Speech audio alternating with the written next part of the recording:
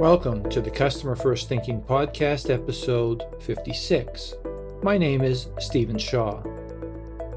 In this episode, I interview Richard Schenker, an expert in loyalty marketing and an original architect behind Canada's largest and most popular points program, PC Optimum. Open, shop, scan, earn, shouts the banner headline on Shopper Drug Mart's promotional email, listing all of the latest exclusive opportunities to rack up points in its famously popular PC Optimum program. Click on the Get My Offers button and you're immediately taken to a web page where you can scroll through a list of bonus points offers on a wide range of promoted products.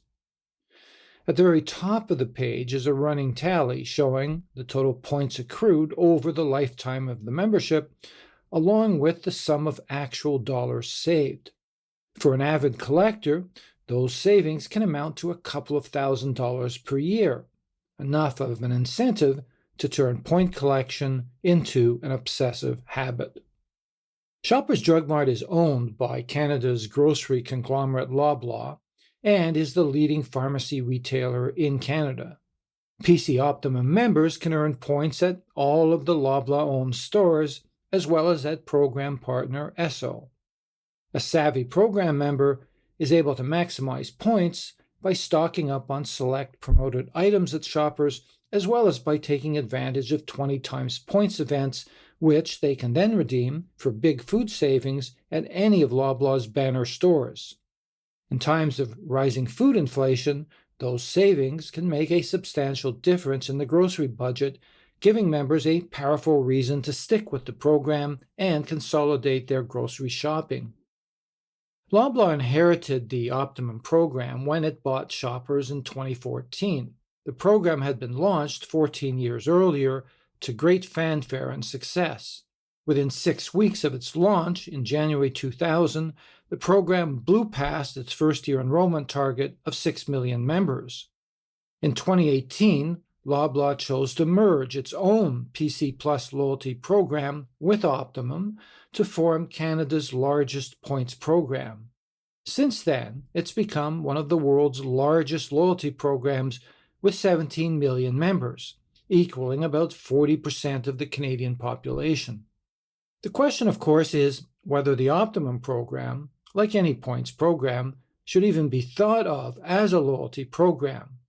It does very little to instill feelings of true brand loyalty. Mostly, it serves as a barrier to exit. A lot of Loblaw customers ridicule the store, especially on Reddit, for its perceived price gouging and accuse it of profiteering at their expense. But at the same time, they love the points program because of the money it saves them. As one member who is in the top 1% of Optimum points earners says, "My biggest incentive is to avoid being ripped off." Ever since the airlines first began their frequent flyer programs in the early 1980s, points programs have become pervasive across many different consumer sectors: retail, travel, hospitality, gas stations, quick-serve restaurants, food delivery, and much more. Today, almost all Canadians belong to one or more programs. The average is around 14, although they may only be active in half of them. Although these programs can be very pricey to operate and can lead to a pretty hefty balance sheet liability due to deferred redemption, they do deliver results.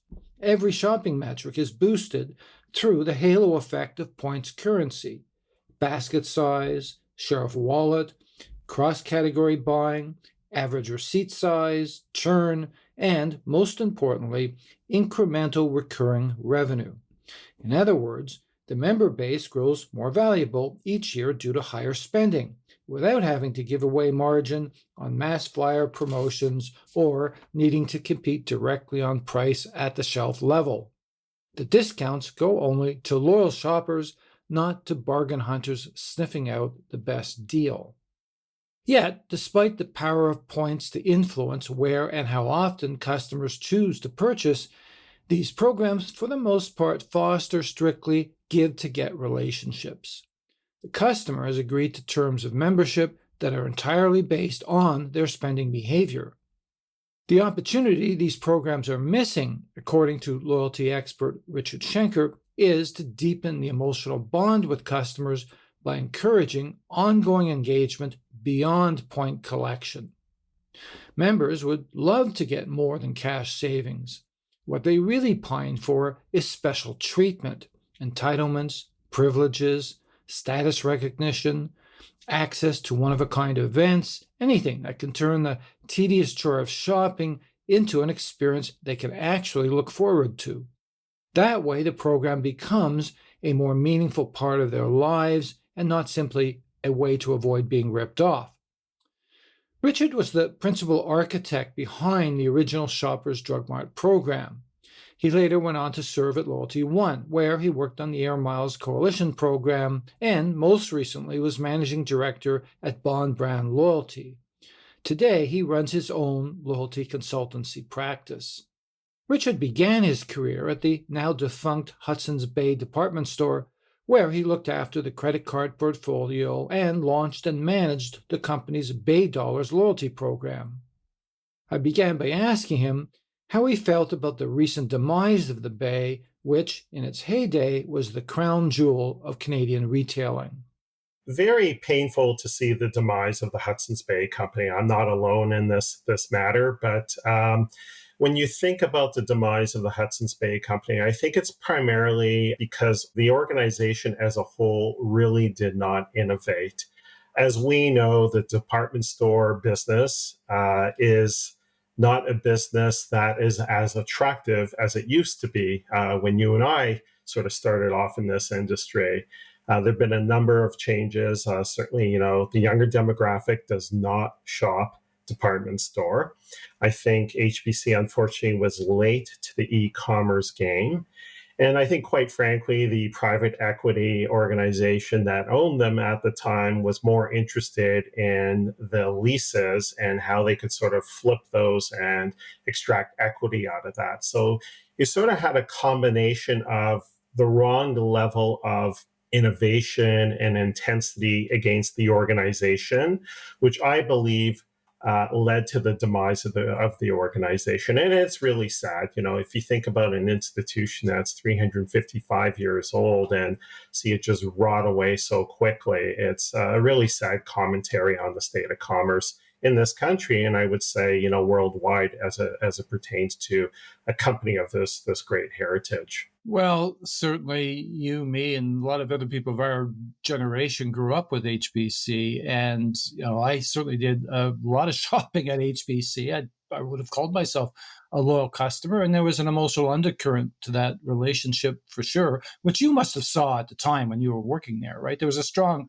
foundational connection to the institution, not just because it was 355 or 400 years old, but they kind of got the retail experience pretty right at the time, as I recall. They did. And, certainly in the 90s when I worked there, the Bay was the department store. They were kicking Eaton's in the chin. Unfortunately, Simpsons had to sort of sunset into the Bay. But the Bay had its formidable years. I think about, the strength of the Bay card, the Bay Card Dollars program that I was fortunate enough to bring in as their first loyalty program. I think about their strong merchandising, their price guarantees, the iconic scratch and save. They were hitting all the marks with Shopper, and they were definitely a destination for Canadians for all of their shopping needs, whether that be soft goods or hard goods.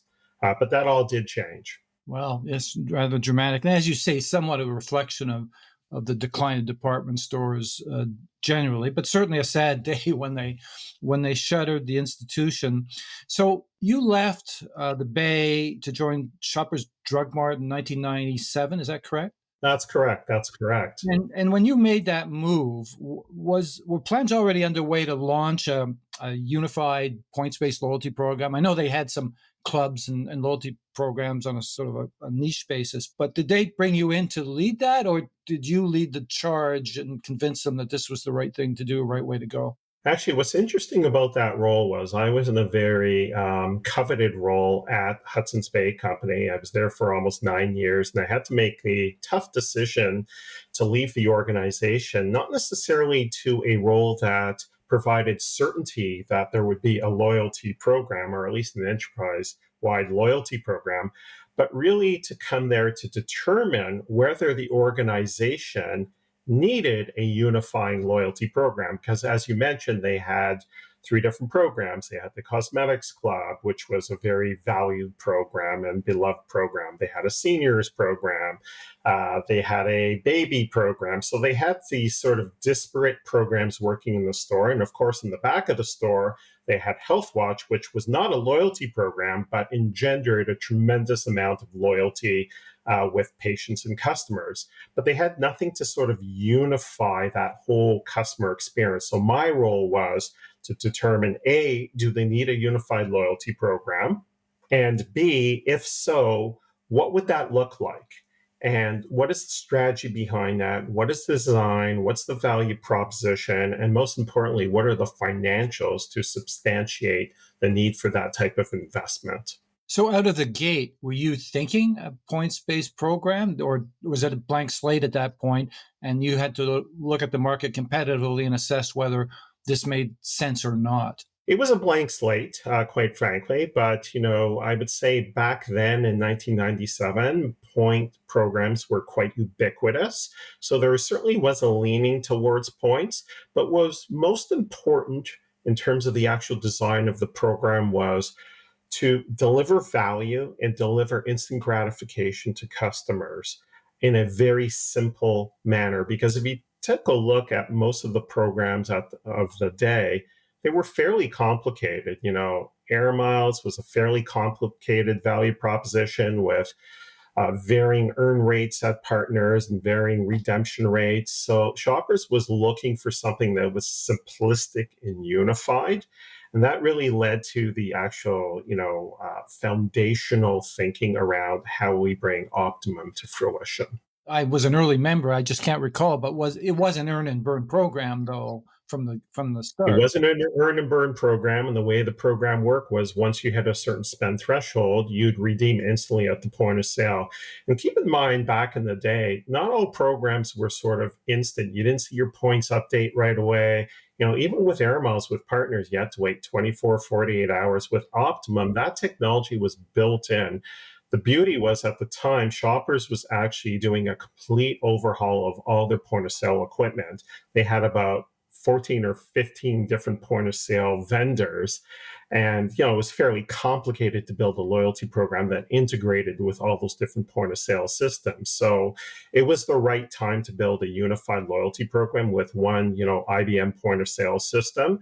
So customers could actually see what they're earning in the moment, whether it was base points, bonus points, or other types of initiatives, and they could redeem in the moment. So that was really the hallmark of the program. It was probably a program that didn't emulate other programs. Most of the programs sort of had some level of delay in terms of sort of earn and burn, whereas we had customers coming in their first transaction redeeming by their second transaction because there was this ubiquitous number of bonus points right across the store. So you wouldn't have looked at CVS in the US or any other, Tesco or any other at the time would have been regarded as best-in-class loyalty programs as a model? Were you basically inventing this from scratch? It's interesting you mentioned those two retailers. So, in fact, the executive group at Shoppers actually went over the pond to visit Tesco and Sainsbury and some others, as well as Boots, the chemist.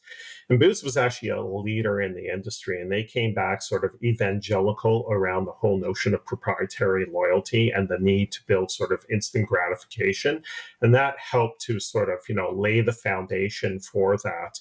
CVS was actually running a pilot at the time when we were, conceiving the Optimum program. Many years later, actually, Walgreens came up to Canada to really look at the Optimum program and sort of emulate what was built by Shoppers Drug Mart in the way of Optimum to design their actual program. So they took a lot of inspiration from the Optimum program, and we took inspiration from Boots and Tesco, who were leaders in loyalty design in the UK at the time. That's interesting. And just go back prior to the launch, how much of your time was spent? Because it was took a couple of years, right, to get this program off the ground. How much of that time was actually spent planning, conception, versus the program mechanics, logistics, the deployment aspect of it before you actually went live with the program, I think in 2000? What was the division of time there, or the effort spent? Yeah, good question, Stephen. So I joined in 97. In 99, we actually piloted the program in three cities, Kingston, Halifax, and Calgary, with different dividend rewards. Those pilots went on for about 16 months, and then we launched in September 10th, 2000, which is 25th anniversary of the program. There was a lot of tension around whether shoppers should build their own proprietary loyalty program or actually take the easier route and join the Air Miles reward program or another coalition program like Aeroplan. But I think the sentiment of the day was that shoppers really wanted to own the data because the value, as you well know and your listeners know, is in the data and utilization of the data.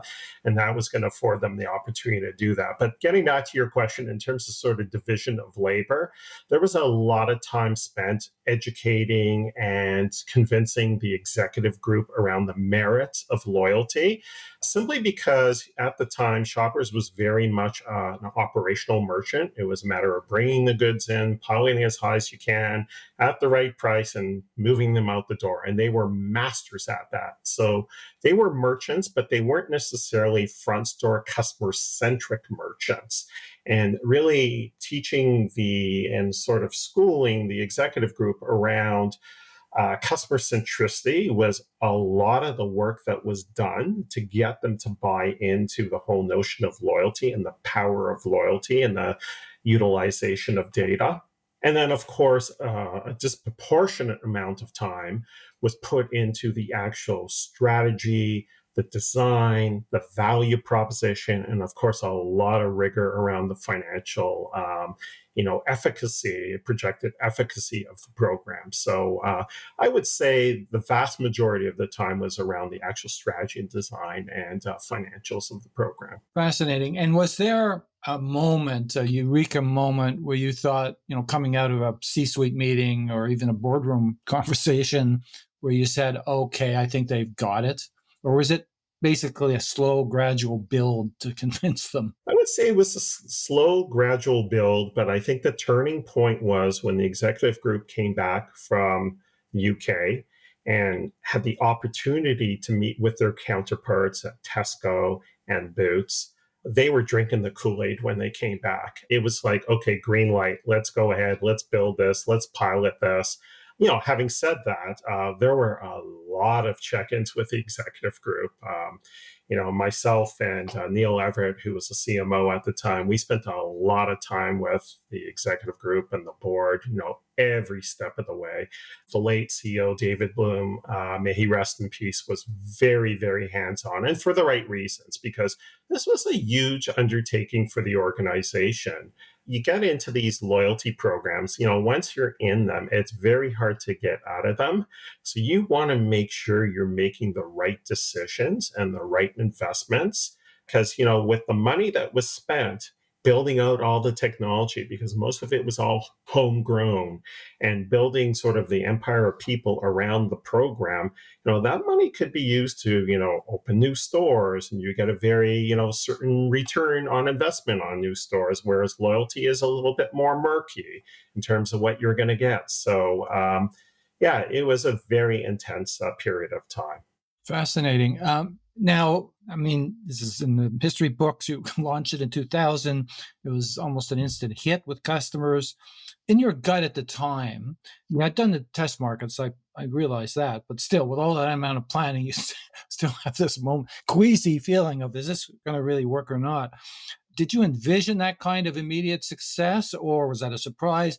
And were there a few kind of nervous moments along the way that caused you some sleepless nights? Oh, I think we had lots of sleepless nights anytime you launch something, because all eyes were on the pilot, or at least the three different pilots, and we knew that they had to succeed. And we actually established some very, very lofty goals in terms of enrollment rates and scan rates and increases in sales and basket size and all the usual loyalty metrics.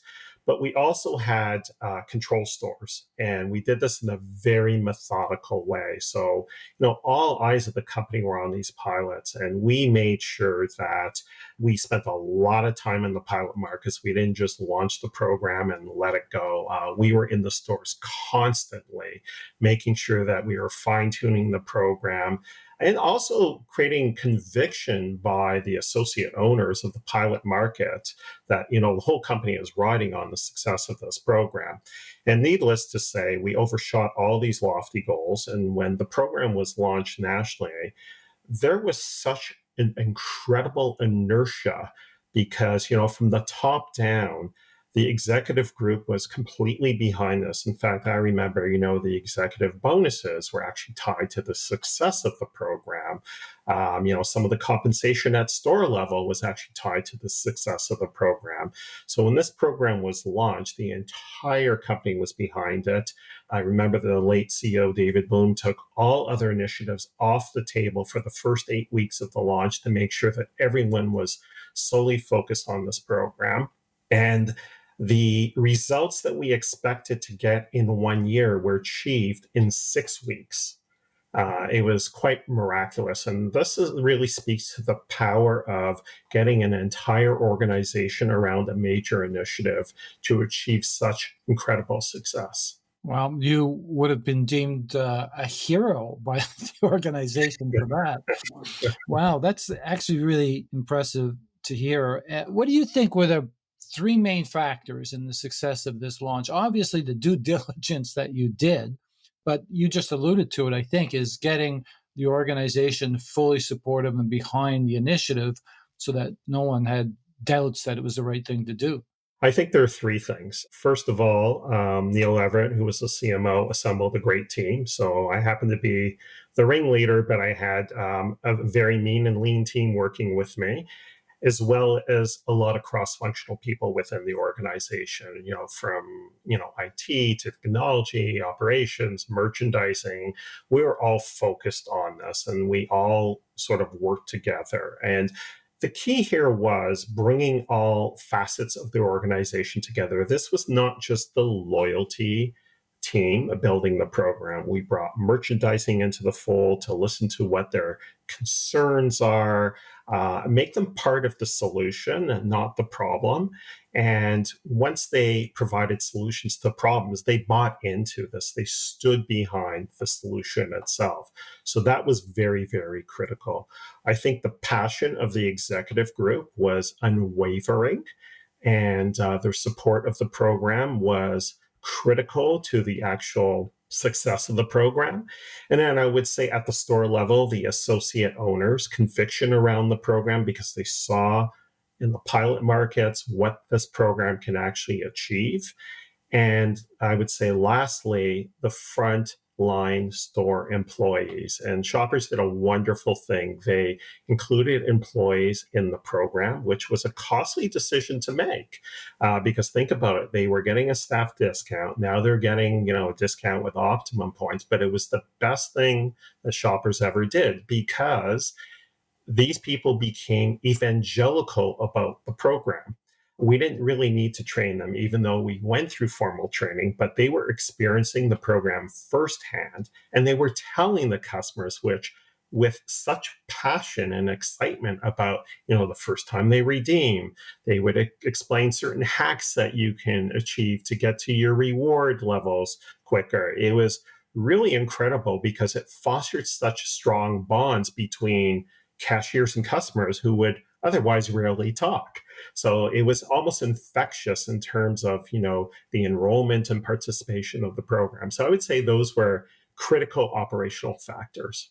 So let's fast forward a bit. So I think 2018, Loblaws had by that point purchased Shoppers and amalgamated the organizations, decide that they need to bring together your loyalty program together with their own PC program and renamed it PC Optimum, launched it in 2018. Some snafus, obviously, it occurred at the time. Maybe you have a perspective on that.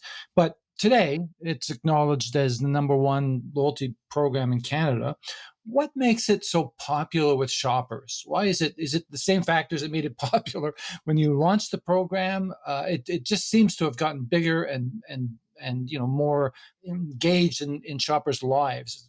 Going by my wife's perspective, who's, as I said, in the top 1% of earners in that as a member. Well, your wife is not alone. It's interesting. I think one of the things that Loblaws did a really good job at was keeping the essence of the program intact, and that's what people love about the program. It's simple to participate in, easy to understand, provides value, instant gratification. They run a whole host of promotions. I would say perhaps sometimes too often around redemption bonuses and then store-wide bonuses and SKU bonuses. So people get to the rewards very quickly and they save money. And Shoppers Drug Mart is not the cheapest retailer in town. When they run a sale, they actually have great prices, but when they don't and you want to redeem your points, you can walk away with a lot of free product. So that's great. The value proposition is slightly different at Loblaws and their associated companies, where they don't have a base offer, but they have primarily bonus offers. As I said, the essence of the program was retained, but they've also done a really good job around personalization in terms of offers, getting customers to buy things that they normally buy, but also stretch them into other adjacent categories. Which I think is great for sort of, providing value, introducing new products to customers, private label products. And I think customers appreciate the value that they get. And I think it's great for the business as well because it expands customers. And now you got to remember when this program was acquired by Loblaws, it represented probably the largest female database in the country. So this was a real strategic asset for Loblaws. Think about, Shoppers Drug Mart customers who may have not shopped at Loblaws. This is a great opportunity to port over those customers, or there were customers that were in both programs. So there's some efficiencies there, bringing the programs together. So it was a win-win situation for Loblaws to, one, acquire Shoppers Drug Mart, but two, to acquire the Optimum program because it was a very valuable database. And as you know, the primary shopper of Loblaws is a female shopper. So I want to move on because you left Shoppers and went to, I think, Loyalty One, which is better known Yes. as the owner of the Air Miles program. And I think you moved there in 2003. We all know what's happened to it since. And in its heyday, back in the early 90s, around the time you were at HBC, it was maybe the most popular loyalty program in Canada at the time, but went into a spiral in the last number of years. And we all know Bank of Montreal, which was one of the major sponsors, has acquired the Air Miles program. I'd like to get your perspective. You were there at Loyalty One for many years. What's your opinion on the reasons that it went into that tailspin and ultimately it was turned over to, or BMO ultimately acquired it? What's your perspective having worked there? Yeah, so I was very fortunate to be there for about 10 years in several leadership capacities. And I was there during the heyday. So I was very fortunate to be there during the good days. The program was growing, had lots of sponsors in the program. It was adding sponsors. It was a real force to be reckoned with. And as I mentioned, and I would hear the stories when I came over to Loyalty One about how they wished Shoppers Drug Mart would have joined their program. At the time, they had Safeway in the program, and that presented a bit of a conflict for Shoppers Drug Mart. I think what happened was a number of things. The program became less customer centric and more focused on financials. The organization did a couple things to sort of mitigate some of the financial risk. They broke up sort of the mile into cash miles and dream miles to sort of manage their liability. And I don't think that was greeted really well with customers, coupled with putting expiry dates. That created sort of an uproar in our loyalty industry where all of a sudden the government of the day on the provincial level came in and started putting mandates around what you can and can't do around expiry. So they unfortunately got a lot of negative press. There were some allegations around potential manipulation of what rewards customers were seeing or not seeing. Whether that's fact or fiction, I don't know. I wasn't there at the time, but needless to say, perception is reality when it comes to customers. And I think customers started to really feel the pinch on the program and not see the value in the program. And when customers don't see the value, sponsors and partners don't see the value. So all of a sudden, you see an attrition of partners, from the LCBOs of the world to the Sobeys and the Metros and, others leaving the program. And there was a bit of a destruction, quite frankly, in the program. Fast forward, BMO, was a founding partner of the program. They probably had the most to lose because they had a large installed customer base of credit card holders, and they decided to buy the program over. And they're actually doing some really good things with the program right now. I like the direction they're going in with the program. And I think there's future viability with this program. I think Sean Stewart, the new CEO or president, has really done great work, and his team. But they have some work to be done still, build back some of that credibility. I think the challenge with air miles, and I hear it quite often, is it's always referred to as your parents' program. And it doesn't necessarily appeal as much to that sort of Gen Z consumer. Having said that, I think the organization is taking steps to become more relevant, more hip. They've created, different ways of partnering, not sticking to the old ways of partnership. So they're looking at modernizing the program, and I hope that they continue to be successful with that. Well, you mentioned some of the things that you like what they're doing. What would be some of those things? Yeah, as an example, where they lost partners, they introduced card linking. And I think that's, a great substitute to, getting categories where you can actually earn points that, unfortunately are absent now. So as their grocers left, they said, you know what, we're going to think out of the box. We're going to find ways to, still fill the category, perhaps not to the same level, but make sure that our customers are still earning in those categories. So they're doing things a little bit differently. They're doing deals with CPG companies where you can do sort of automated receipt scanning so that you can actually earn points very easily, whether you're shopping at a partner location or not. I think one of the downfalls during that period where there was a lot of cost management, if I can put it that way, was the decline in customer service. Because I remember my wife, who is a points maven, you recall, was a big air miles user, but she got so frustrated with dealing with corrections on points that had not been allocated, trying to get through to customer service, and then redemption was a whole nother issue. So to your point, if you make the member experience lousy, then there's not much in it for anybody else. So it's interesting. I want to talk about the other program, the granddaddy of them all, really, in terms of Canada anyway, Air Canada, the Aeroplan program, launched in '84, I think, which really created the wave of loyalty programs that followed, as it did in the US. They've recently announced, and there's been some obviously toggling back and forth.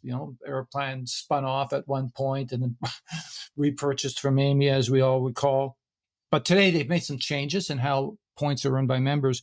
What are your thoughts on the changes they've made in the future of that program?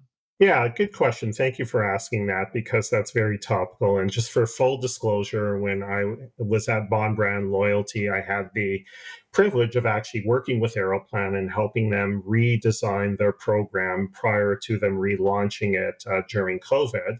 Interesting time to relaunch a program. I, just for the record, was not involved in the most recent sort of reimagination of the program, but I do have some perspectives on it. I think what they are trying to do is, they've readjusted the program to provide accelerators to their highest value customers, their elite, super elite customers. And, most good loyalty programs are going to invest heavily against your very best customers because that is where profitability is coming from. So they've created a bit of a realignment. The challenge with that is you still have the masses at large who participate in the program. Because of the nature of the changes that they've made, those customers are going to see perhaps in some cases some diminished value. The challenge we have in Canada, as you all know, is we don't have a lot of carriers here. So even if you're upset with Air Canada because of changes in the program, you don't often have many options. Obviously you can go to WestJet or, maybe an international carrier or find a different mode of transportation or whatever the case may be. But, I think they've taken a little bit of a gamble here because at the end of the day, I think the focus is on building profitability at the high end. And this is not uncommon in the airline industry. We've seen others before them do this type of thing. These loyalty programs are extremely valuable to the airlines. I just read an article the other day where airlines like Delta and United, their programs are valued around, 24, $25 billion. More than the airline. More than the airline in many cases. So they have to really take care of these assets and, grow these assets as well. Let's just talk generally about the loyalty market in Canada. It's sizable, as we all know, and it's still growing. I've read some projected growth estimates that over the next few years, it's going to grow at a rate of 12% annually. Something like 95% of Canadians belong to a loyalty program, most to more than one. I think the average is 14. How can it possibly grow any more than it already is? Yeah, it's a good question. I think there are a few forces at play. One would be sort of immigration. We've seen, some significant immigration in Canada. A lot of these programs are targeting new Canadians. You think about the banks as an example. They've got very specific programs. Retailers, at all levels, whether that's discount retailers or traditional retailers, are targeting new Canadians as well. But I also think that many programs are starting to get more, I would say, clever around their value propositions and trying to entice customers away from sort of the Me Too loyalty programs and, acquiring new customers to the brands, so to speak. But you're absolutely right. I think, a recent study I saw that Bond Brand Loyalty published was that I think about the average Canadian has about 16 or 17 loyalty programs in their wallet or in their digital wallet, but only participate in half of them. And I think the challenge with that is there is still a lot of program apathy where people sign up for programs but don't participate in all the programs because they're not demonstrating relevant value to them. And I think that's something that I think loyalty operators really need to take notice of. It's not necessarily about acquiring more members, it's about optimizing the relationship with existing members and creating greater stickiness to the brand proper. I always say that the role of a loyalty program is to build loyalty to the brand, not to the loyalty program. And I think it's important that, as loyalty operators, we heed that advice.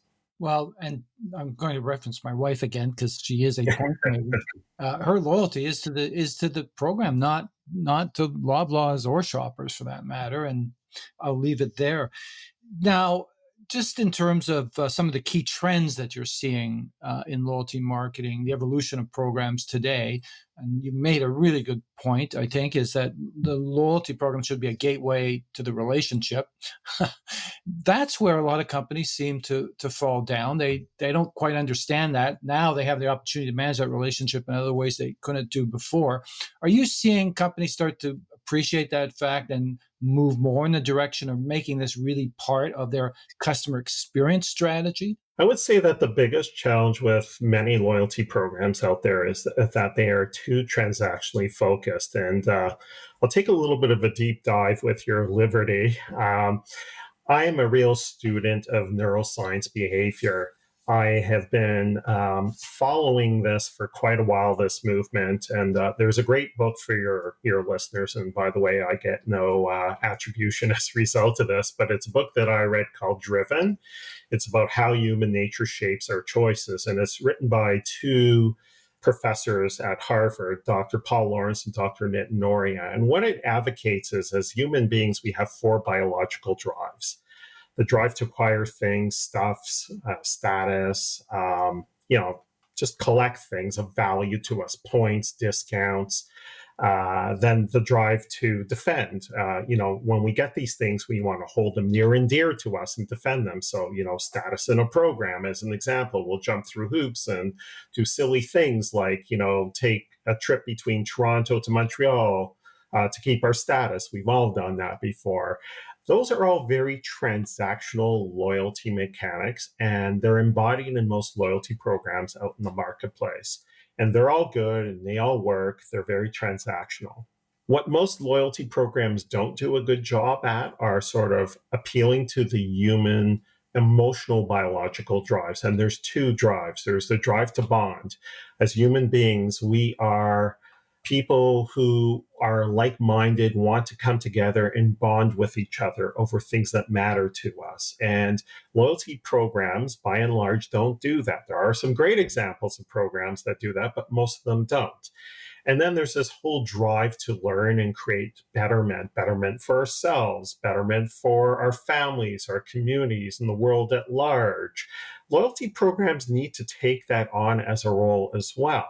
So I'll give you an example of two loyalty programs that actually do a good job at that, but I would say most loyalty programs are not appealing to the emotional drive. So as an example, Sephora, a brand that I used to work with when I was at Bond Brand Loyalty, helped them redesign their program. They have something called a Beauty Insider Forum where members can come together to share tips and tricks about beauty regimens, get advice, do virtual try-ons with their friends and peers and get advice from beauty advisors. Maybe there's some discounts in there too, but that's not the purpose of the forum. What a great way to make the loyalty program a hub to bring like-minded people together to immerse in the brand proper. Another example is Starbucks. Starbucks, actually not even inside of the loyalty program, they have something called My Starbucks Idea. And this brings like-minded people together who are immersed in the brand to share tips and tricks about how they can create a better branded journey or experience. Believe it or not, the pumpkin spice latte and the green little stopper that goes into your cup that stops it from spilling were all conceived by members inside of My Starbucks Idea. So they're creating that drive to learn and create betterment for themselves and betterment for the community at large. These are all things that should be enshrined in a loyalty program. What I would love to see is loyalty operators having more of a balance across all four biological drives. I'm not saying you have to be completely transactional, you have to be completely emotional, but in Dr. Paul Lawrence and Dr. Nitin Noria's model called the four drive model, they advocate that as human beings, we have four biological drives that consumers expect to be appealed to. And brands need to take notice of this. I particularly like your reference to this idea of building community amongst sort of kindred spirits, for sure. The idea of linking fandom into it, for sure. I agree with you. A lot of programs seem to miss the boat on that. You referenced Sephora as a best-in-class example. Totally agree with you. Are there others that might fall into that category? I'm thinking the SAQ in Quebec seems to do a pretty good job of understanding its audience and helping them in terms of learning more about wines or catering to their particular tastes. Are there other programs that come to mind in Canada that represent best-in-class examples of what you're talking about? Yeah, I would look even beyond Canada. I think there are a lot of good programs in Canada that do that. But even internationally, I'll give you an example. I was recently on a KLM flight to Africa.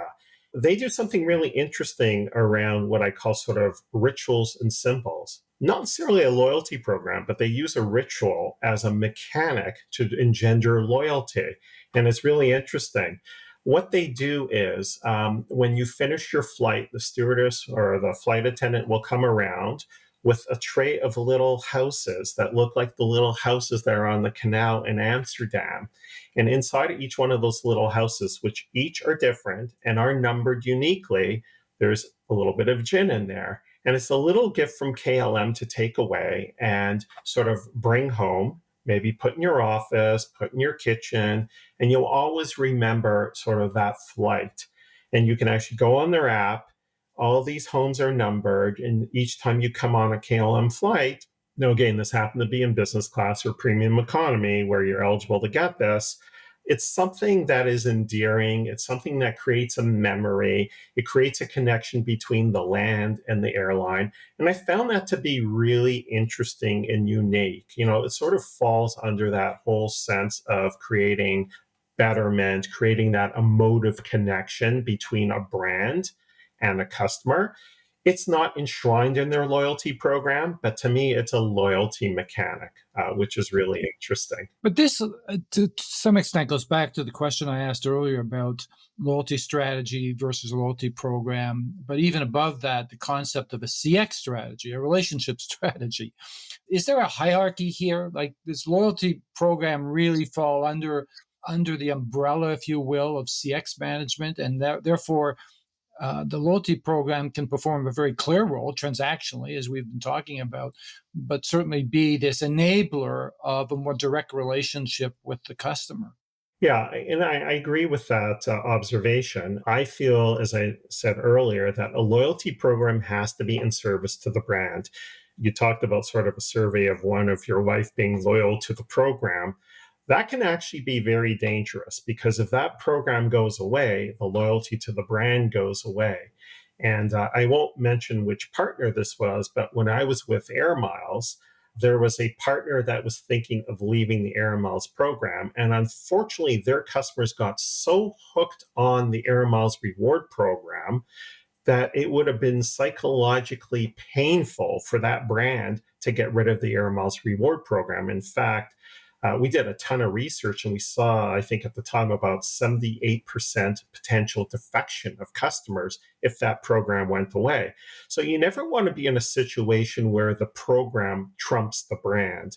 The program needs to be in support of the brand and actually has to encompass the CX strategy. When I'm working with clients to actually build a loyalty program from scratch, the first thing we do is we look at the existing customer journey and the various different milestones in the journey to really unearth what are the pain points, what are the opportunities, what are the things that are working well, and how might we reimagine that customer journey through the infusion or the embodiment of loyalty mechanics that will help drive transactional stickiness, but emotional stickiness to the brand proper. So that job I say that you're involved in when you're brought in is really about designing a CX strategy, not as much a loyalty strategy. Is that fair to say? That is fair to say, because at the end of the day, you need to look at the customer CX journey to determine how might a loyalty program play a role. Many organizations unfortunately go out and say, I need a loyalty program because my competitor has a loyalty program and I need a points program, I need a discount program. The challenge with doing that is there's nothing new about that. Getting into a points slash discount program is a bit of a zero sum game. And we've seen this, Stephen, in so many industries, whether it's in fuel, whether it's in banking, all it does is it drives margin erosion. The key is to really understand what your core customers' needs are. And I often refer to the whole notion of some of the different currencies of loyalty. How might I infuse compassion into the experience? How might I save my customers time? How might I impart knowledge? How might I celebrate memories? How might I create peace of mind for customers? What access can I give them? How might I motivate them or inspire them to create betterment for themselves and the community at large? Those are the sort of the different currencies of loyalty that sort of transcend the discount, which is easy to do. Anyone can offer a discount. There's nothing complicated about it.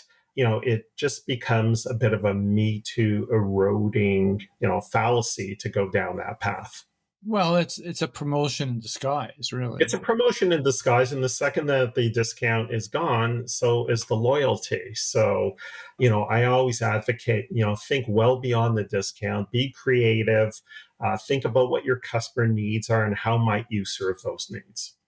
So let's talk about building a loyalty program from scratch, because obviously you're brought in a lot of the time to do exactly that. What are you've mentioned some of them, but what are the key considerations when a company is deciding, oh yeah, we need something here. Either our competitor has it, or we're experiencing attrition and we need to find some way of reversing it, and or we need to increase the incremental value of a customer over time. So where do you start with that? What are you saying to the company to say these are the things you absolutely need to think about before we decide just how much we want to invest in all of this? Stephen, I go through a pretty rigorous process of sort of discovery with the organization to really understand why do they even want to get into loyalty? What are they trying to solve for? And, we go through a lot of executive interviews across the spectrum of the organization because, a loyalty program should not be in service just for the marketing team. It should be in service to all of the facets of the organization. I'm a firm believer in sort of enterprise loyalty. So, really understanding what the underpinnings are. What are we trying to solve for? What are the objectives of the organization? What are the outcomes that you're seeking customers to do, your partners? So a pretty rigorous process if there is no loyalty program. Also want to get a sense of what's happening within sort of the competitive set to understand where the white space opportunity is. That's very critical. And then we sort of get into a deep dive around the existing ecosystem of assets within the organization to see what might we be able to bring into a loyalty solution that will engender interest by customers. That the organization might already have. These could be underutilized assets that they already have that they're not getting credited for, or new assets that they need to bring into the program, such as partnerships. So really, understanding the underpinnings of the business and making sure that the value proposition that's being designed is addressing all of the needs within the organization. That's very, very critical. Voice of customer is absolutely paramount. Really understanding, the customer's perspective on, what impact this program will have on them, both from a transactional and emotional perspective. When I'm working with clients, I often run co-creation sessions with customers to actually help design the ultimate loyalty solution. We can spend a half a day going through a customer journey, understanding what their pain points are, how might we mitigate some of those pain points, or create new experiences and engender greater sort of love for the brand. So, infusing all those key ingredients into the design is very, very critical. But I imagine you must also have to set some baselines around the level of loyalty, whether that's an NPS score or a loyalty score, what current spending is, what the potential upside to that might be, the potential cross-sell opportunities, all leading up to a business case, which ultimately you won't get a green light until you can prove that, as you talked about at the start of this conversation with shoppers, right? So as part of what you do to establish those baseline measurements, KPIs? You're absolutely right. And what I didn't get to was all of this work is underpinned by financial rigor. So, understanding what is the baseline today of the organization, what is the propensity for changes across various different metrics, whether that's frequency, basket size, lifetime value, all those important metrics. And, we also look at not just the quantitative metrics, but also look at the qualitative metrics. How might that change net promoter score, or, customer satisfaction, emotional loyalty index, brand affinity. Like there's a whole host of metrics that we look and project out as a result of designing a loyalty program, because everything needs to be sort of underpinned around financial viability. I always advocate that a strong loyalty program is one that is aligned with the brand proper, is relevant to customers, is operationally and technically feasible, and financially accretive to the business. Well, and calculating what the potential value of a 1 point increase in the loyalty score would be a big part of this as well, right? Absolutely, absolutely, and that's why we look at both the qualitative and quantitative elements. So, there'll be the behavioral components blended with the financial components, blended with the emotional, levers. Mm. I want to do a deep dive on one particular aspect of program design because it can be complex, and we again talked about this earlier in the conversation, which is the company's decided it's in its best interest to have a rewards based program or frequency marketing program of some kind. You've got to decide a bunch of things, right? You got to decide a reward type, structure, currency, accrual and redemption rules. Uh, the right expiry policy. Yeah. There's just a whole bunch of math behind all of this too. How do you even go about figuring out all of that? This is something I've been doing for about 30 years now, and it is complex because when you go into an organization and have these discussions, there's varying points of view on, should it be points or not points? That's usually the first hurdle you get into. Should it be transactional versus experiential? How are we going to cost this out? Is it truly incremental? And the beauty is I've been fortunate to be around long enough to have a lot of use cases sort of up here locked away across various different sectors. I've been fortunate to work with so many different brands, so there's precedent around this. But ultimately, organizations have to sort of take a bit of leap of faith. But there is a real defined discipline to doing this. You build the baseline financials, you look at the potential incrementality, you project that out, you do some litmus testing against customers.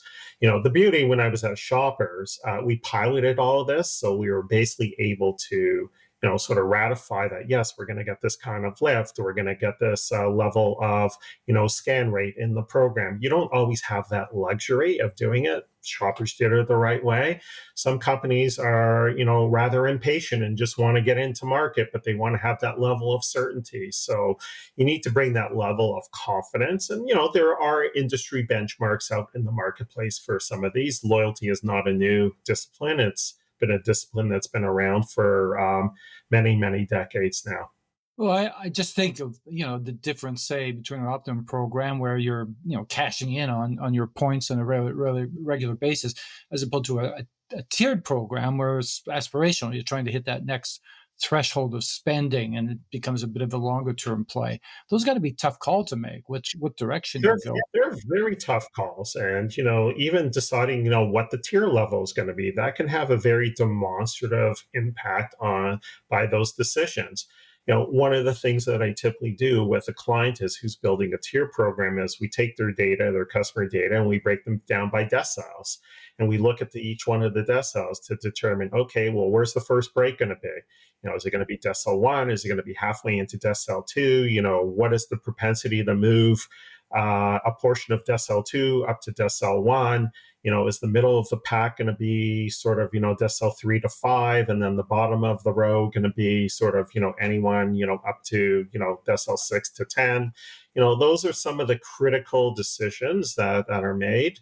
I've worked with clients who already had tiered programs in place, and they were questioning whether the tiers were right. And to change tiers with an existing program, as you well know, that can have a pretty demonstrative impact on customer appeal when you make those changes. So you better be pretty darn right about that. So a lot of rigor goes into that. Now I have to say, with the advent of AI, it can actually make it a lot easier to run a lot of this modeling right now, because it can be considerate of a lot of data that was very more difficult, I would say, in the past to actually, amalgamate and get a clear view on. Well, and to some of the discussion earlier around the merchandising piece of this, which is, how many points is it going to take to incentivize somebody to buy so much of this product that it's going to have a payback on it? Those are Byzantine calculations that I have to imagine today requires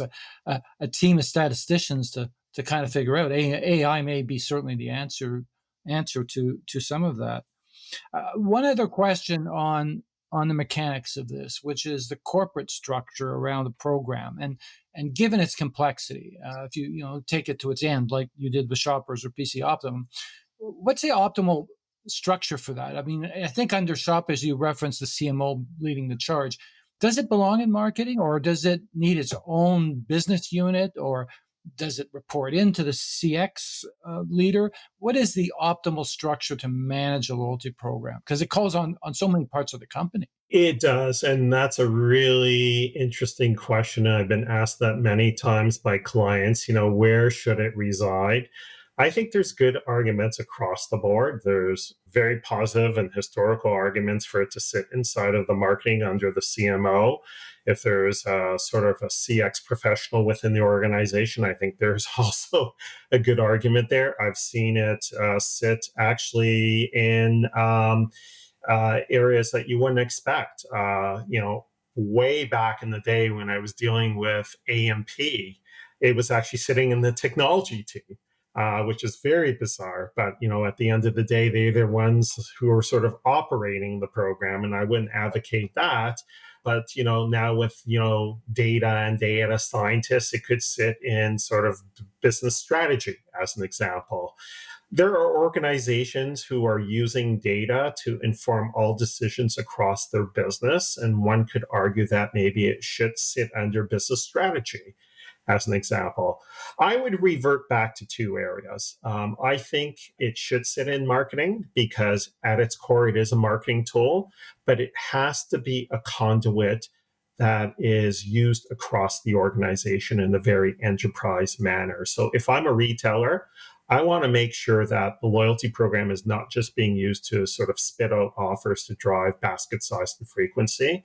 It should be used in CX to make decisions around, or operations to make decisions around, how do I staff my store? When do my best customers actually come into the store? What sort of experience should I be providing? Now, CX may be part of marketing. It may not be part. It may be a separate sort of entity within the organization. I would also want to make sure that loyalty data is being used to make decisions around real estate. Where should I put my next store? These are all valuable pieces to the puzzle. But I would say by and large, and historically, it's sat in the marketing department, but it doesn't mean it has to sit there. So we're almost out of time, and I do want to take a moment to look forward. Lots going on in the marketplace. We talked about 12% annual growth year over year. There are trends, as you talked about, toward moving away from this being strictly transactional relationship to being a gateway to a broader customer relationship.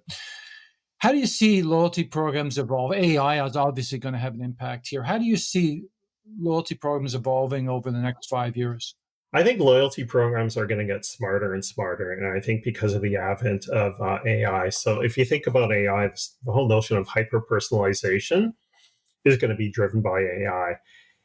Today, most brands are doing what I would call sort of mass segmentation, personalization. I think brands that are leveraging AI, and we're already seeing some of this stuff, Starbucks is already doing it to provide a different offer to me than it is to you, as an example. So I see hyper personalization.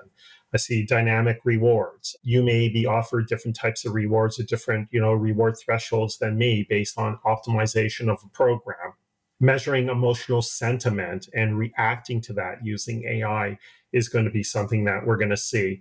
Fraud detection and mitigation of fraud.